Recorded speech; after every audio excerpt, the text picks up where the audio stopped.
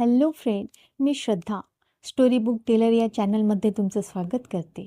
आज मी तुम्हाला ऐकवणार आहे साईनाथ पाचारने यांची दत्तक ही कादंबरी. चला तर मग ऐकूया भाग 1. सिटी प्राईड चौकातल्या पुतळ्याला वळसा घालून दक्षिणेकडच्या रस्त्याने गेल्यावर सुरू होणाऱ्या त्या गल्लीतल्या एका उंच इमारतीजवळ आल्यावर देसाई मला म्हणाले, समोर दिसतंय ना ते घर. मी समोर पाहिलं.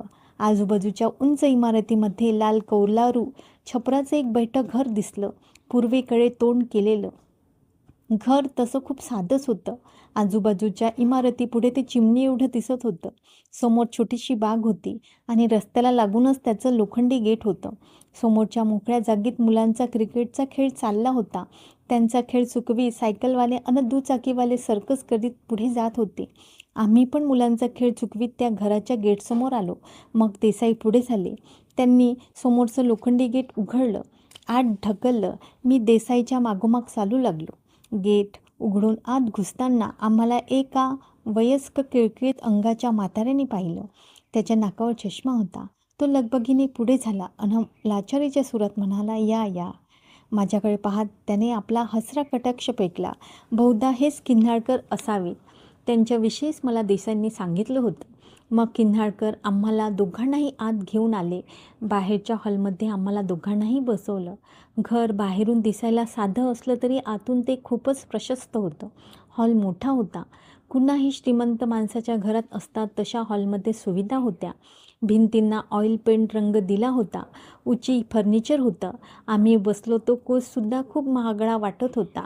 आमच्या समोरच आतल्या खोलीत जायला एक लाकडी कोरी काम केलेला दरवाजा होता. दरवाजावर निळ्या रंगाचा एक पडदा झुळझुळत होता. वरच्या बाजूला एक आकर्षक देखावा लावला होता. किन्हाळकर आमच्या समोरच बसले होते. मग देसाईंनी आमची ओळख करून दिली. माझ्याकडे बोट करून ते किन्हाळकरांना म्हणाले, तुम्हाला म्हटलं होतं तो हा प्रल्हाद. मी किन्हाळकरांकडे पाहत हात जोडले.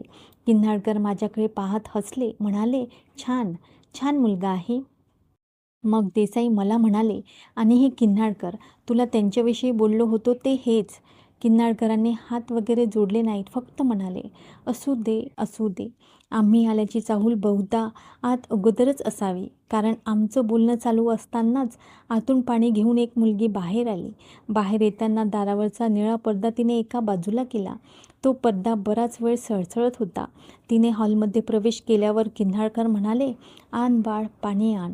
तिने पाण्याने भरलेले काचेचे ग्लास आमच्या समोरच्या टीपॉयवर ठेवले आणि किन्हाळकर बसले होते त्या ठिकाणी त्यांच्या शेजारी जाऊन उभी राहिली. तिची आम्हाला ओळख घालून देत किन्हाळकर म्हणाले, ही सुलेखा मागच्याच महिन्यात इथे आली. याआधी कुठे बाहेर होती का ती? मी विचारले.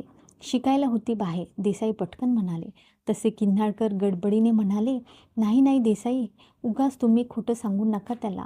आता खोटं बोललात तरी उद्या परवा त्याला खरं काय ते समजेल. त्यापेक्षा आत्ताच काय ते खरं सांगून टाका.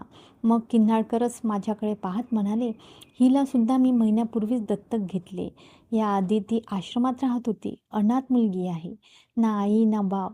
पोरगी चांगली वाटली म्हणून घेऊन आलोय. समोर उभ्या असलेल्या त्या मुलीचं मी निरीक्षण केलं.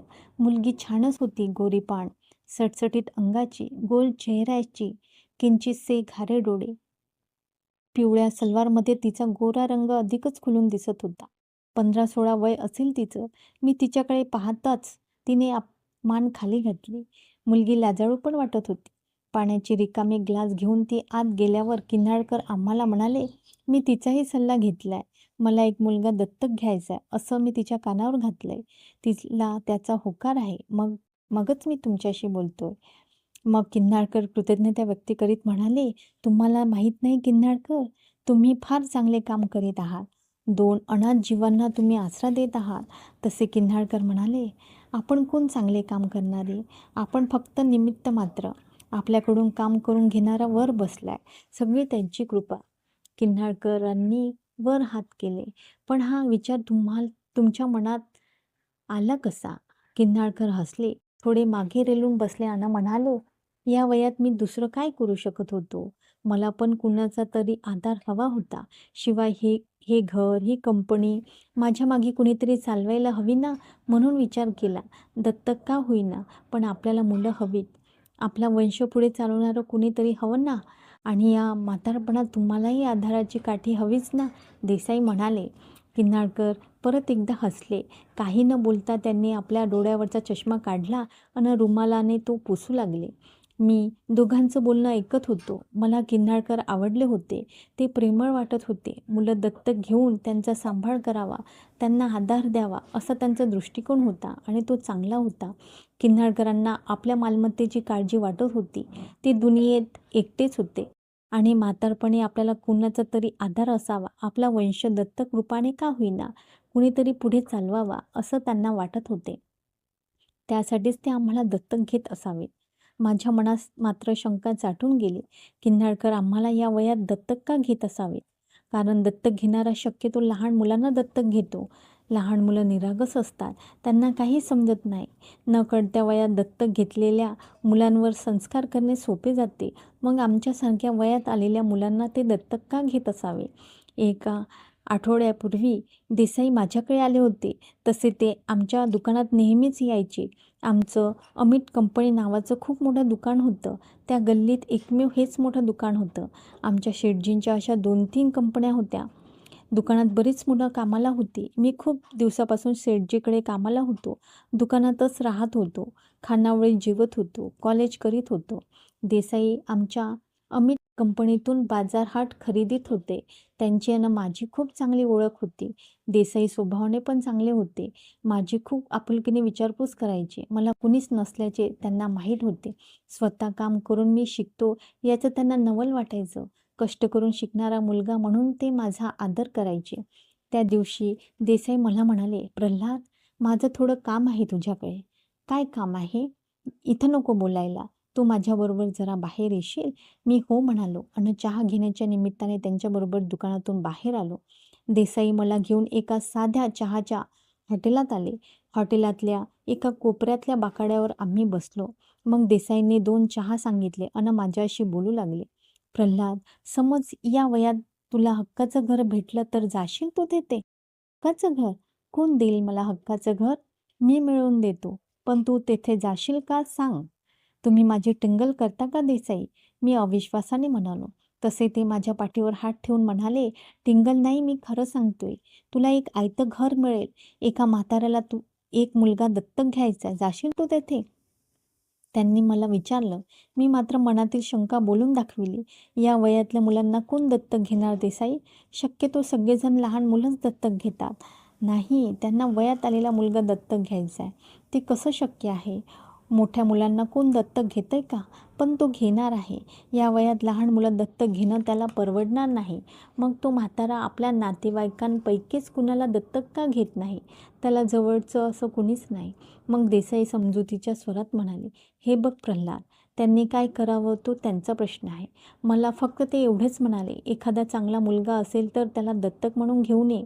मला लगेच तुझी आठवण झाली. या कामी तू खूपच योग्य मुलगा आहे.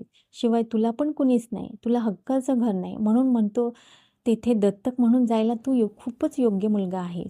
हवं तर आजच्या दिवस तू विचार कर. उद्या मला तुझा निर्णय सांग. वेटरने चहा आणून दिला होता, तरी तिकडे दुर्लक्ष करून देसाई बोलत होते. काल दिवसभर आणि रात्रीही मी खूप विचार केला.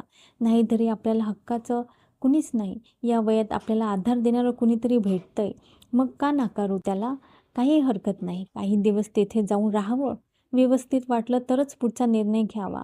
मी रात्रभर विचार करून दत्तक म्हणून जायला तयार झालो आणि आज सकाळी 11 वाजता देसाई आल्यावर मी त्यांना माझा होकार कळवला. तसे आनंदित होत ते म्हणाले, "छान निर्णय घेतलास तू. अरे, आजकाल कोण कुणाला विचारतो? आज वडिलांना स्वतःची मुलं नीट सांभाळता येत नाही. नकोशी होतात त्यांना आपली मुलं. आणि हा म्हातारा तर तुला दत्तक घ्यायला निघालाय. सोनं होईल तुझ्या आयुष्याचं. आयतंच एक हक्काचं घर भेटतंय तुला." देसाई खूप आनंदाने बोलत होते. भारावून गेल्यागत ते बोलतच होते. मग ते मला म्हणाले, "आज सायंकाळी 4 वाजता मी तुला न्यायला येतो. तू तयारीत राहा." मी त्यांना होकार दिला. ठरल्याप्रमाणे 4 वाजता ते माझ्याकडे आले. मी चांगली कपडे घालून तयारच होतो. मला या वेशात पाहून देसाई म्हणाले, "इतका छान मुलगा मिळाल्याबद्दल किन्हाळकर परमेश्वराला दुआ देतील."